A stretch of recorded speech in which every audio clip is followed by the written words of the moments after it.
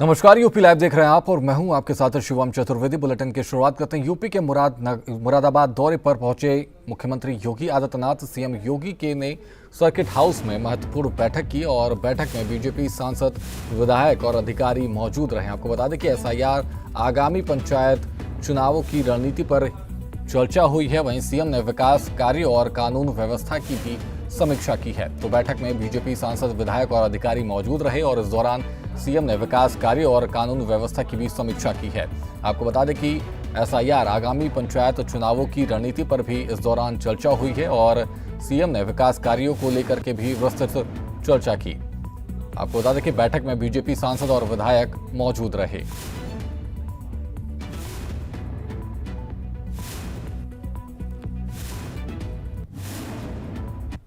वहीं मुरादाबाद के बाद गाजियाबाद दौरे पर पहुंचे सीएम योगी आदित्यनाथ नेहरू नगर में शिशु मंदिर में अधिकारियों के साथ बैठक की उन्होंने और संघ और बीजेपी के कई पदाधिकारी बैठक में शामिल हुए। आपको बता दें कि कैबिनेट मंत्री सुनील शर्मा भी बैठक में मौजूद रहे और बैठक में सीएम योगी ने एसआईआर पर किया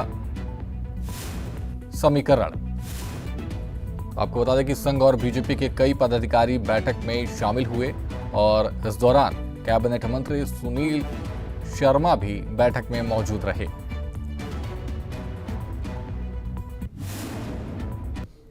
वहीं लखनऊ में सीएम योगी आदित्यनाथ ने लगाया जनता दर्शन। सीएम ने सरकारी आवास पर सुनी लोगों की समस्याएं, वहीं फरियादियों से व्यक्तिगत मुलाकात करके सुनी उनकी समस्याएं। वहीं सीएम योगी ने फरियाद सुनकर अधिकारियों को निर्देश भी दिए। जिलों में ही शिकायतों का समाधान करने के निर्देश दिए गए। आपको बता दें कि लखनऊ में अपने सरकारी आवास पर जनता दर्शन कार्यक्रम का आयोजित किया गया। इसमें उन्होंने प्रदेश के विभिन्न जिलों से आए लोगों की समस्याओं को सुना और इस दौरान सीएम योगी ने आए हुए सभी फरियादियों से व्यक्तिगत रूप से मुलाकात की है और उनकी समस्याओं से जुड़े प्रार्थना पत्र लिए हैं। तो वहीं सीएम योगी ने अधिकारियों को निर्देश दिए कि जनता की शिकायतों का समाधान जिलों में ही हो और पुलिस व प्रशासनिक अधिकारी पूरी जिम्मेदारी के साथ काम करें।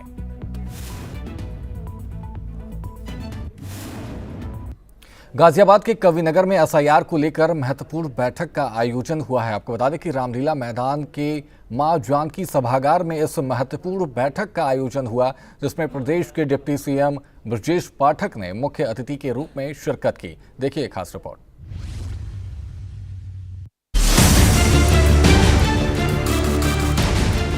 गाजियाबाद के कविनगर में एसआईआर अभियान को लेकर महत्वपूर्ण बैठक का आयोजन हुआ, जिसमें डिप्टी सीएम ब्रजेश पाठक मुख्य अतिथि के रूप में उपस्थित रहे और इस अहम बैठक में कार्यकर्ताओं से एसआईआर अभियान को लेकर विस्तार से चर्चा की। इस दौरान उन्होंने कार्यकर्ताओं को बताया कि पार्टी के कार्यकर्ता हर बूथ पर जाकर मतदाता सूची की जांच कर रहे हैं। जो लोग घुसपैठिए हैं और जिनका नाम गलत तरीके से मतदाता सूची में दर्ज है, उनका नाम हटाया जाएगा। तो वही डिप्टी सीएम ने विपक्ष पर निशाना साधते हुए कहा कि विपक्ष अपनी हार देखकर घबराया हुआ है। उन्होंने हाल में हुए बिहार चुनाव का उदाहरण दिया और यूपी के पुराने जंगल राज की भी याद दिलाई। महानगर एवं जनपद दोनों जनपदों के कार्यकर्ताओं को एसआईआर के संबंध में एक गहन समीक्षा बैठक हुई है। सभी बूथ पर हमारे कार्यकर्ता साथी जा रहे हैं और कोई ऐसा जो घुसपैठिए के रूप में निवास कर रहा है वो मतदाता चेना, जो नाबालिग मतदाता हैं वो मतदाता सूची में उनका नाम डिलीट किया जाए, जो मृतक है उनका डिलीट किया जाए और इसके अलावा पूरी तरह से जो गणना प्रपत्र फॉर्म मिले हैं वो 100% जमा हो। इसके लिए एक बड़ा अभियान भारत निर्वाचन आयोग के निर्देशों के अनुरूप छेड़ रखा है। आज गाजियाबाद जनपद और महानगर में विस्तृत चर्चा हमारे कार्यकर्ताओं के साथ है। कारण जानते क्या है? वो संभावित हार देख रहे हैं। बिहार में भी हारे हैं, जंगल राज की वजह से, आरजेडी के, और यूपी में भी समाजवादी पार्टी के जंगल राज, गुंडा राज से अभी यूपी के लोग भूले नहीं है, अच्छी तरह याद है। ये आएंगे तो गुंडई होगी, जंगल राज आएगा। इसीलिए ये अभी से अपनी संभावित हार को देख करके फेस सेविंग कर रहे हैं। तो वही इस दौरान डिप्टी सीएम ने सपा प्रमुख अखिलेश यादव के बयान पर प्रतिक्रिया दी और अखिलेश यादव पर तुष्टीकरण की राजनीति करने का आरोप लगाया। उन्होंने कहा कि विपक्ष सिर्फ वोट बैंक की राजनीति करता है, जबकि भारतीय जनता पार्टी विकास की राजनीति करती है। प्रधानमंत्री नरेंद्र मोदी के नेतृत्व में सरकार लगातार देश के लिए काम कर रही है। देश के करीब 25 करोड़ लोगों को गरीबी रेखा से ऊपर उठाने का काम किया है। आपको पता है ये वही लोग हैं जो तुष्टीकरण की राजनीति करते हैं, वोट बैंक बनाते हैं। भारतीय जनता पार्टी सबका साथ, सबका विकास, सबके विश्वास के आधार पर जन जन को जोड़ करके काम कर रही है। हम खुले हृदय से मतदाता सूची पारदर्शितापूर्ण निष्पक्ष बने, इसके हम पक्षधर हैं और भारतीय जनता पार्टी के कार्यकर्ता निर्वाचन आयोग के निर्देशों के मुताबिक काम कर रहे हैं। आप जानते हैं कि सब फ्रस्ट्रेटेड लोगों का एक समूह है, सत्ता के लोलुप लोगों का एक मैं कह सकता हूं जुटान है। बहरहाल इस बैठक में गाजियाबाद संसद सदस्य अतुल गर्ग, महानगर अध्यक्ष मयंक गोयल, सदर विधानसभा सीट से विधायक संजीव शर्मा और लोनी से विधायक नंदकिशोर गुर्जर भी मौजूद रहे। साथ भारतीय जनता पार्टी के सैकड़ों कार्यकर्ता भी बैठक में शामिल हुए और एसआईआर को लेकर गहनता से चर्चा की। सूर्य समाचार के लिए गाजियाबाद से सतीश कुमार की रिपोर्ट।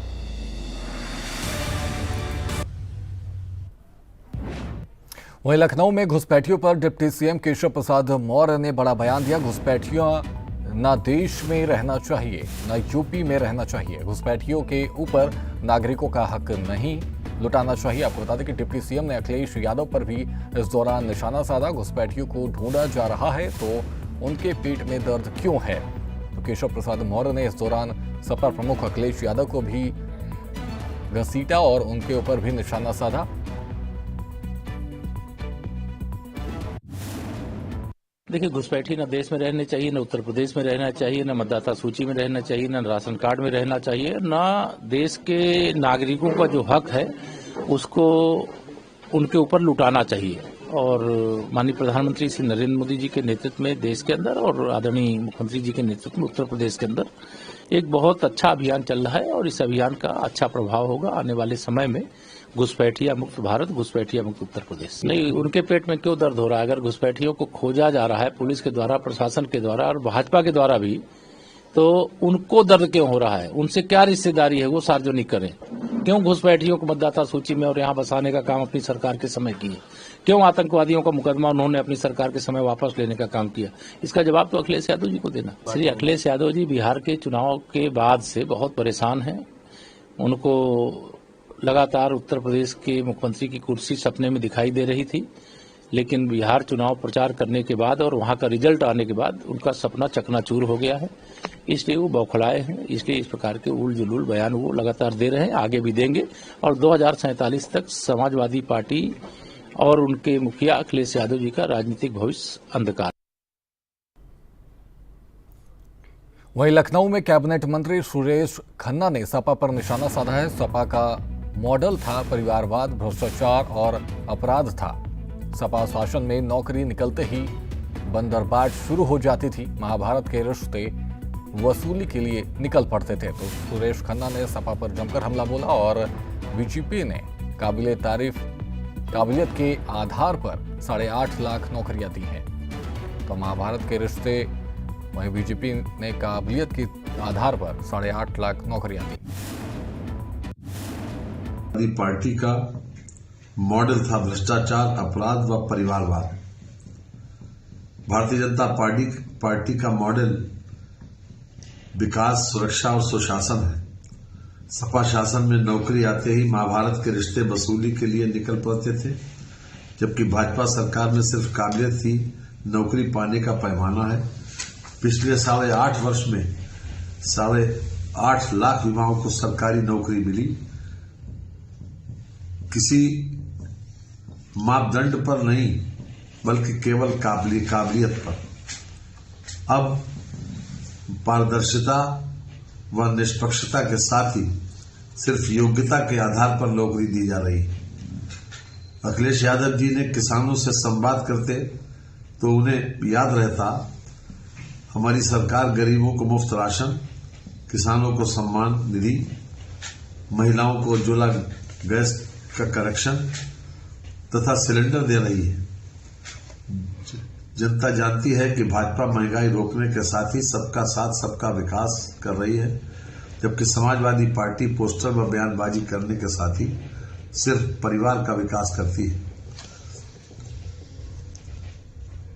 सपा शासन में आम नागरिक कहते थे कि जिस गाड़ी पर सपा का झंडा उसमें बैठा असली गुंडा। सपा वाले कहते थे कि खाली प्लाट हमारा है और समाजवाद का नारा है। देख सपाई बिटिया घबराई, सपा शासन में अपराधी सरकार चलाते थे, अपराधियों को टिकट देकर उनका महिमा मंडन किया जाता था। आज अपराधी जेल में हैं और जनता चैन की नींद सो रही है। वहीं यूपी में पुलिस की कार्रवाई लगातार जारी है। इसी कड़ी में बुलंदशहर और मेरठ पुलिस की कार्रवाई देखने को भी मिली। यहां पुलिस की एक इनामी बदमाश समेत 2 बदमाशों से मुठभेड़ हुई, जिसके बाद पुलिस ने दोनों बदमाशों को गिरफ्तार कर लिया। आखिर क्या है पूरा मामला, इस रिपोर्ट में देखिए।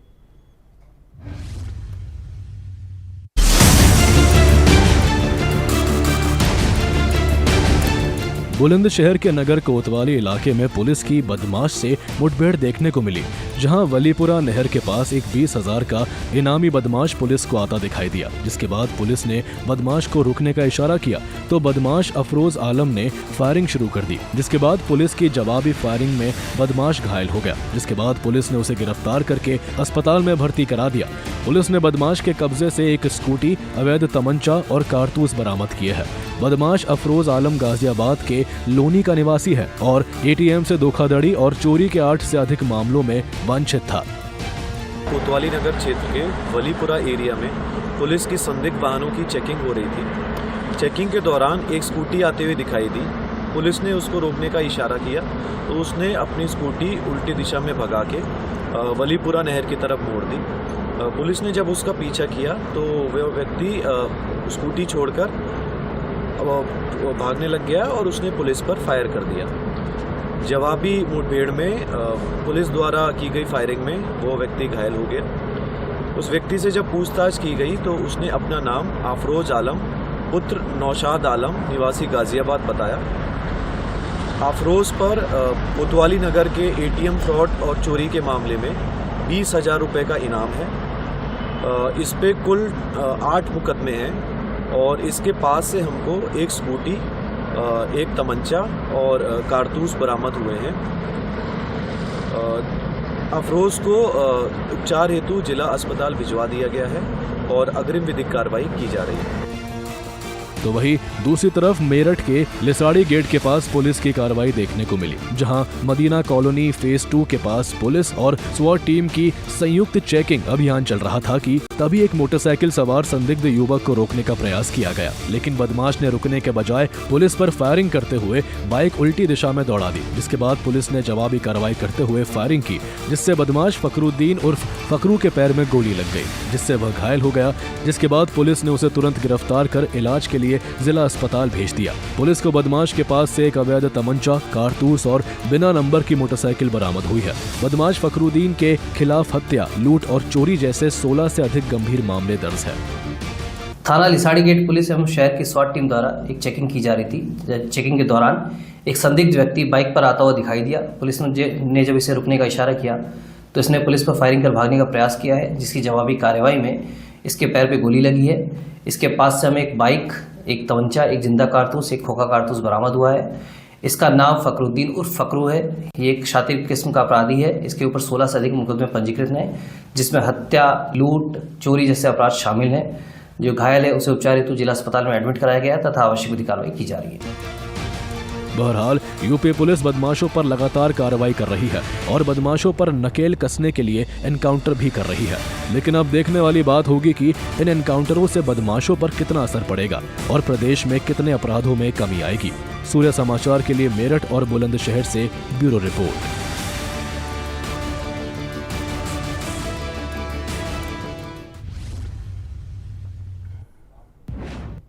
वहीं बरेली के सिरौली में हार्श फायरिंग में गोली लगने से युवक की मौत हो गई है। आपको बता दें कि दुल्हन की विदाई के दौरान ये हार्श फायरिंग में हुआ है हादसा और सिर में गोली लगने से 23 वर्षीय रिजवान की मौत हो गई है। आपको बता दें कि घटना के बाद आरोपी अरविंद मौके से फरार हुआ है। आपको बता दें कि सिरौली में हार्श फायरिंग में गोली लगने से युवक की मौत हो गई है और दुल्हन की विदाई के दौरान हार्श फायरिंग में हुआ ये हादसा, जिसमें सिर में गोली लगने से 23 वर्षीय रिजवान की मौत हो गई है। आपको बता दें कि घटना के बाद आरोपी अरविंद मौके से फरार हुआ और पुलिस लगातार जांच कर रही है। सीसीटीवी खंगालकर आरोपी की तलाश में जुटी है पुलिस। 2025 को थाना सिरौली क्षेत्र अंतर्गत स्थित ग्राम शिवपुरी में अबरार नामक एक व्यक्ति की युवती की बारात थी। इस दौरान लगभग 8:30 बजे यह सूचना प्राप्त हुई कि रिजवान नामक एक व्यक्ति को गोली लग गई है। पुलिस टीम मौके पर पहुंची तो यह ज्ञात हुआ कि अरविंद नामक एक व्यक्ति द्वारा हर्ष फायरिंग की गई थी, जिसी को रिजवान को गोली लगी। रिजवान को अस्पताल ले जाया गया, वहां पे डॉक्टरों ने उसे मृत घोषित कर दिया। उसके शव को पोस्टमार्टम हेतु भेजा गया है और इस संपूर्ण प्रकरण में अभियोग पंजीकृत किया जा रहा है। तहरीर प्राप्त करके अरविंद की गिरफ्तारी हेतु पुलिस टीम रवाना है और जल्द से जल्द इसकी गिरफ्तारी सुनिश्चित की जाएगी। वहीं अमेठी के गौरीगंज इलाके में तेज रफ्तार का कहर देखने को मिला। पुलिस की तेज रफ्तार गाड़ी ने मारी बाइक को टक्कर और हादसे में बाइक सवार की मौत हो गई। वहीं 2 गंभीर रूप से घायल बताए जा रहे हैं। आपको बता दें कि हादसे में घायलों को रायबरेली एम्स में भर्ती कराया गया है। दुर्घटना के बाद स्थानीय लोगों में आक्रोश देखने को मिला है। आपको बता दें कि पुलिस की तेज रफ्तार गाड़ी ने मारी बाइक में टक्कर। हमारे गांव का लड़का है और गाड़ी सफेद टाटा सोमो थी, SHO लिखा था उससे पीछे कांच पे, सफेद कलर की थी, जिसमें पता लगा एक आदमी चला रहा था, एक लेडीज उसमें। मौके पर वहाँ कोई मिला नहीं। फिर हम सब घर से आए, जब तक तो यहाँ गए। क्या घटना हुई थी, देखा क्या? ये लोग मोटरसाइकिल से आ रहे थे घर से और गाड़ी वाली इधर से जा रही थी, आमने सामने से भिड़े। हाँ, गाड़ी क्या तेज स्पीड में थी? जी तेज स्पीड में थी, तभी तो इतना बड़ा हादसा हुआ। किसकी गलती लग रही थी? गलती तो ये जो मोटरसाइकिल वाले थे, ये तो बाएं साइड में थे, वहाँ का लोकेशन बता रहा है जो। वहीं यूपी में ठंड को लेकर के मौसम विभाग ने जारी किया है अलर्ट। अगले 24 घंटे में शीतलहर के साथ मौसम बदलने के आसार जताए जा रहे हैं। वहीं 35 जिलों में ठंड के साथ कोहरे का भी अलर्ट जारी किया गया है। आपको बता दें कि पूर्वांचल में भी दिखने लगा पश्चिमी विक्षोभ का असर। 5.5 डिग्री सेल्सियस दर्ज किया गया अयोध्या का तापमान। तो अगले 24 घंटे में शीतलहर के साथ मौसम बदलने के आसार बताए जा रहे हैं। वहीं 35 जिलों में ठंड के साथ कोहरे का अलर्ट जारी किया गया है। वहीं लखनऊ के राम मनोहर लोहिया पार्क में देशज 2025 कार्यक्रम का समापन हुआ। गोमती नगर में हुए इस 2 दिवसीय कार्यक्रम में देश भर के 300 से ज्यादा कलाकारों ने शिरकत की, जिसमें कलाकारों ने लोक नृत्य और संगीत की प्रस्तुति देकर दर्शकों को मनमोहित कर दिया।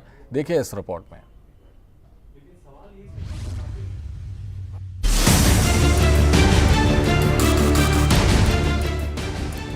लखनऊ में देशज 2025 नामक राष्ट्रीय लोक कला उत्सव का समापन हुआ। गोमती नगर के राम मनोहर लोहिया पार्क में 2 दिवसीय कार्यक्रम का सफलतापूर्वक आयोजन किया गया, जिसमें देश भर के 300 से अधिक लोक कलाकारों ने लोक नृत्य और संगीत की प्रस्तुति दी। इस कार्यक्रम का आयोजन लोक गायिका मालिनी अवस्थी की संस्था सोनचिरैया द्वारा अपनी 15वीं वर्षगांठ के उपलक्ष्य में किया गया था, जिसका उद्देश्य भारतीय लोक कलाओं को संरक्षित और बढ़ावा देना था। इस कार्यक्रम में केरल का अनुष्ठानिक नृत्य थेयम, मिजोरम का चेराव यानी कि बांस नृत्य, राजस्थान का घूमर, पंजाब का गिद्दा, छत्तीसगढ़ का गोंडमारी यानी गौर मारिया नृत्य, महाराष्ट्र का सांगी मुखौटा नृत्य और गुजरात का डांगी प्रदर्शन किया गया। इस कार्यक्रम का समापन भिखारी ठाकुर के नाटक विदेशिया के मंचन के साथ हुआ।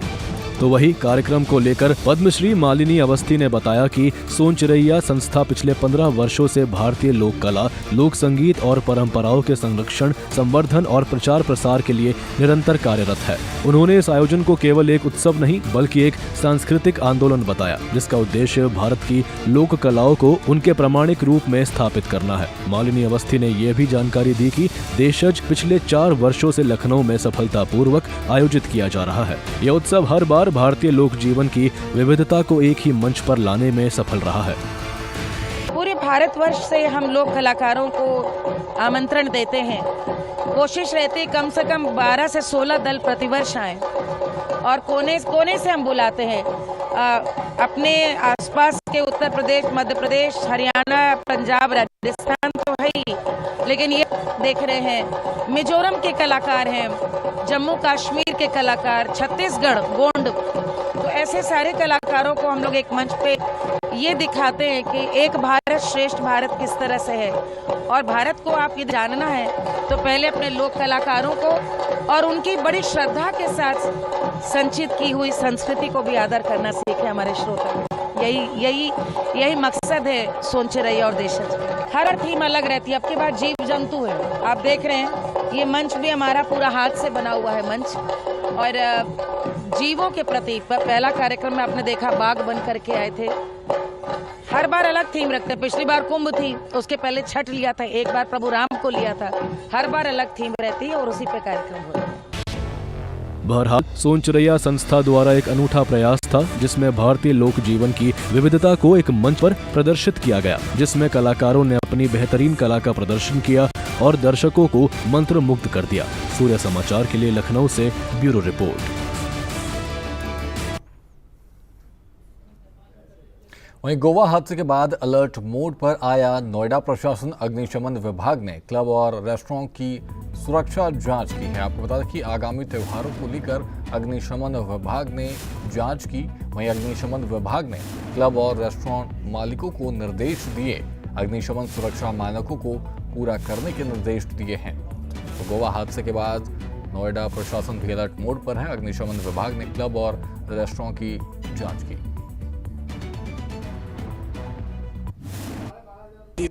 हुआ था एक दुखद घटना हो गया था गौतम बुद्ध नगर में। इसकी पुनरावृत्ति ना हो, इसकी वजह से ऊपर से हमें निर्देशित किया गया है कि गौतम बुद्ध नगर में जितने भी बार रेस्टोरेंट हैं उनकी चेकिंग की जाए, सूची तैयार की जाए। अगर किसी में कमियां पाई गई हैं तो एक्साइज डिपार्टमेंट को लिखा जाए इसकी लाइसेंस की रजिस्ट्री करने के लिए।